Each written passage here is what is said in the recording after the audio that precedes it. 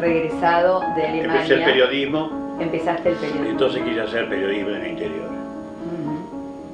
Bueno, y me quise hacer periodismo en la Patagonia y me recibí un pedido interesante de ser secretario de redacción del diario Esquel, en una ciudad del Chubut, cercana a la cordillera, y entonces me fui allí, en el diario Esquel.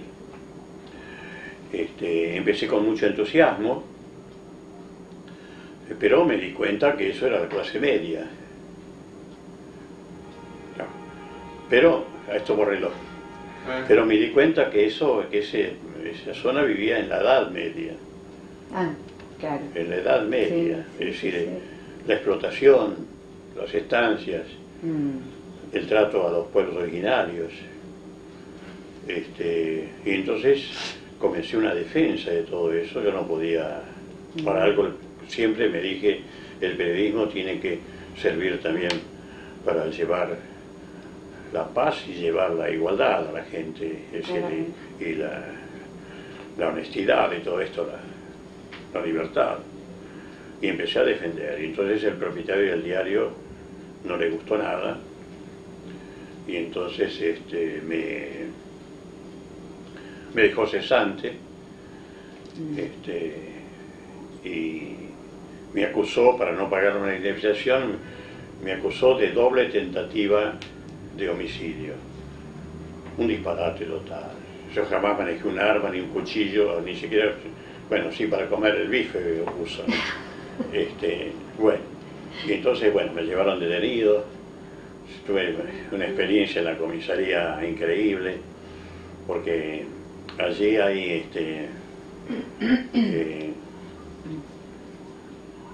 galeses, descendientes de galeses, Sí. que son ingleses de Gales, a unas colonias allí, y bueno, y los hijos ya son, digamos, argentinos, hijos, y bueno, un hijo de galese llegó a ser comisario de policía de Esquel cuando me detuvieron, y entonces, bueno, me llamó a su despacho y me dijo que yo había cometido un gravísimo error, ¿no? Que me iba a ser juzgado por la justicia y todo lo demás, y que me iba a mandar al calabozo. Mientras tanto, con los chilotes presos en el calabozo. Dice, usted sabe que no hay calefacción, y era invierno. Me exageró todo. Pues, digo, ¿por qué me lo está describiendo así? Y entonces me dijo, ¿salvo que usted juega al ajedrez? Le digo, sí. Bueno, entonces puede jugar conmigo.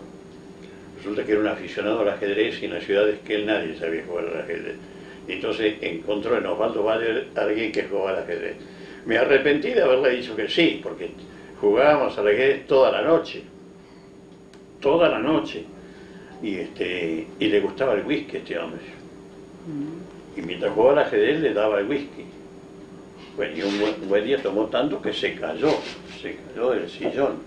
Sí. Y el preso Osvaldo Bayer lo alzó al comisario de policía, me acuerdo de esa anécdota. Bueno, que después eso me sirvió para que me dieran la libertad condicional, porque había un abogado y todo lo demás. Así que me defendió a muerte y todo lo demás. Y finalmente no pudieron probar nada, y entonces decidí quedarme en Esquel y fundar un propio periódico que lo llamé La Chispa, y puse primer periódico independiente de la Patagonia. Le puse como lema, y comencé. Bueno, fueron 5 números que publiqué hasta que un buen día vino la Gendarmería Nacional, me tocó a las puertas, salí y me dijo, la Gendarmería Nacional le da a usted 24 horas para dejar Esquel, porque sus publicaciones traen inquietud en la población. Y me mostraron, y yo digo, ¿y quién lo dice eso? Dice, acá está, y me mostraron la página, una hoja firmada por el comandante de la zona de la Gendarmería, que me daba 24 horas para dejar Esquel, porque si no me iban a detener. Bueno, yo lo hablé con mi mujer, ya tenía 4 hijos yo, 3 varones y una nena, que le encantaba a los pibes esa zona es un lugar precioso, Esquel. Y con lagos cercanos, las montañas. Bueno, y ahí conocí, entonces fueron casi 10 meses que estuve. Conocí a los pueblos originarios, a los mapuches, las colonias de ellos y cómo eran explotados también. Concurría yo a sus fiestas, que le llaman el Inquillatún o Camaruco. Bueno, me hice muy amigos de ellos y empecé a conocer su cultura también. Me sirvió de mucho eso. Bueno, mientras tanto, Rogelio García Brupo, mi amigo, que tenía en Buenos Aires una audición en Radio Belgrano que antiguamente se hacía en cadena con 5, 6 o 10 estaciones del interior. Bueno, tenía una audición muy, muy escuchada y empezó todos los días en la audición a decir, cuando yo estuve preso, hay un nuevo mártir de la libertad en la Patagonia, se llama Osvaldo Valle. Entonces, hizo una gran propaganda, cuestión que cuando llegué a Buenos Aires ya era popular. Bueno, tanto es así que al segundo día de llegar a Buenos Aires, me encontré con un periodista de Clarín, Justi de nombre y de apellido, y me dijo: Osvaldo, ¿qué te pasó en la Patagonia?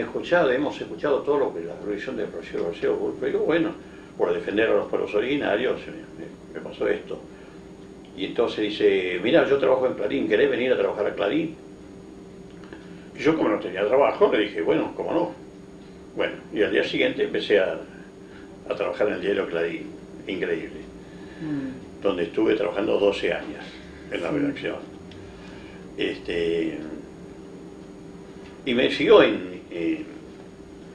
interesando siempre el periodismo, porque como uno conoce, además siempre saliendo a la calle, me gustaba el periodismo de calle, ¿no? A escribir notas, etcétera, etcétera, no el trabajo de la redacción adentro.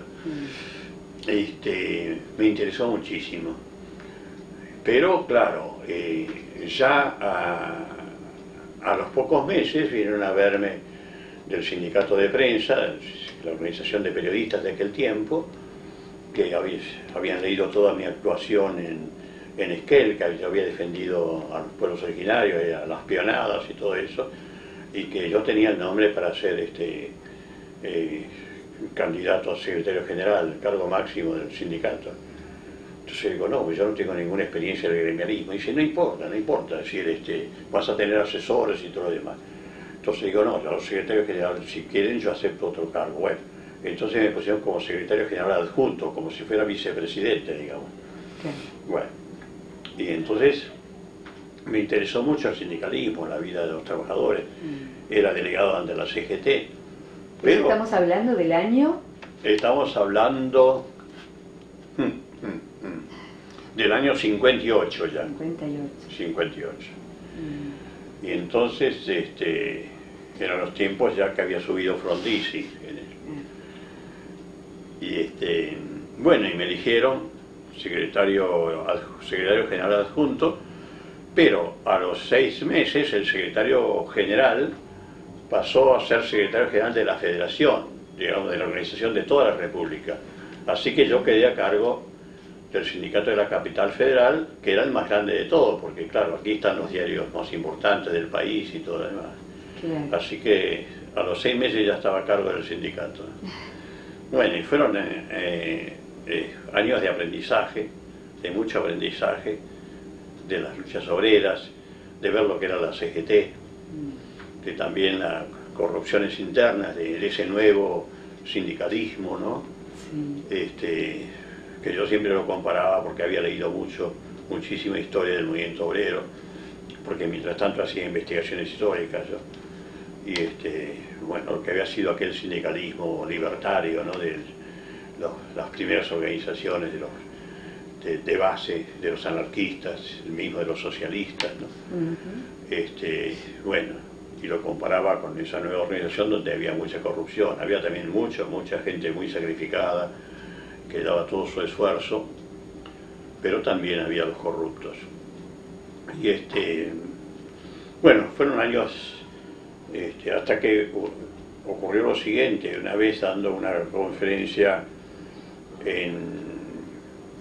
me llaman de Coronel Rauch, que es una población, una ciudad en la provincia de Buenos Aires, para dar una conferencia sobre historia, porque yo había empezado a publicar notas históricas, investigaciones históricas en la revista Todo es Historia.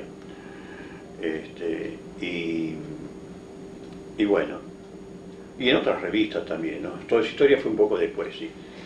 Y me invitaron de la ciudad de Coronel Rauch para dar una conferencia sobre el patronímico de esa ciudad. Entonces, bueno, yo fui al Archivo General de la Nación y realmente ese hombre fue un genocida con los pueblos originarios. Es increíble, ¿no? La ferocidad de ese tipo, ¿no? Pero el gran culpable es Rivadavia, que contrata al coronel prusiano Federico Rauch para exterminar a los indios ranqueles. Eso lo dice Rivadavia, en contraposición a todos los documentos fundamentales de Mayo. Hay que leer las cartas, los comunicados de un Belgrano, de un Castelli, los escritos de Moreno sobre los pueblos originarios. Además, bueno, Belgrano siempre luchó para darle los mismos derechos y él termina con las formas de esclavitud con que había sido sometido por los españoles, los pueblos originarios, la mita, el yanaconazgo y otras formas de esclavitud. Belgrano, al llegar al Paraguay en su expedición en 1810, ya proclama eso. Castelli lo mismo al llegar al Alto Perú. Y de pronto, Rivadavia, apenas 11 o 12 años después, contrata a ese coronel para exterminar a los indios ranqueles.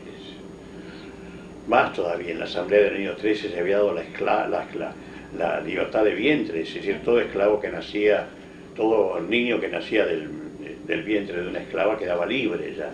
1813, la Argentina. Estados Unidos recién en 1852, Brasil recién en 1874 da la libertad de esclavos. El pensamiento de esos hombres de Mayo. Bueno, traicionados ya por Rivadavia. Bueno, y hay que leer los documentos de Rauch cuando empieza la liquidación de los ranqueles, ¿no? Por ejemplo, el primer comunicado de una sola línea dice: hoy para ahorrar balas hemos degollado a 27 ranqueles. Tal cual, textual. Yo no lo podía creer. Occidental y cristiano, europeo, señor. El segundo comunicado ya más filosóficos. Dice: los ranqueles no tienen salvación porque son anarquistas. ¿Cómo? Era un sabio este hombre, este señor coronel, porque todavía no habían nacido los grandes teóricos del anarquismo, pero este señor ya sabía que si eran anarquistas había que liquidarlos. Y el tercer comunicado dice: los ranqueles no tienen sentido de la propiedad. Mira qué profundo, ¿no? Claro, porque para los pueblos originarios siempre todo fue comunitario y sigue siendo comunitario. No tienen el derecho de la propiedad porque para ellos no existe. Claro. ¿No? Qué ventaja sobre nosotros, ¿no? Ahora nombró, es maravillosa la historia y muchas son las preguntas que se me vienen en este momento. Primero digo, ¿existe o se puede hacer cierta justicia del pasado? Y otra, ¿qué son los anarquistas? Porque usted nombró que Rauch en los documentos los imputaba de anarquistas a las comunidades indígenas, ¿no? Entonces, claro que se puede hacer justicia en la historia, y hay que hacerlo justicia, porque la historia oficial no trae justicia, no es la justa, porque la historia verdadera tiene que manejar la historia, interpretar la historia a través de la ética, de la defensa de la vida. Y nuestra historia no. ¿Quiénes son los grandes héroes? Los grandes genocidas acá, como Roca, por ejemplo. O por ejemplo Rauch, que el nombre de una ciudad tiene en su gloria, cuando fue realmente un verdadero asesino. Lo dicen sus propios comunicados. Y esos comunicados están, Claro, se pueden es leer, decir, están. ese liberalismo positivista va a cambiar la historia. Entonces, todo lo que trajo el progreso, como decían ellos, es lo bueno, lo ético es eso.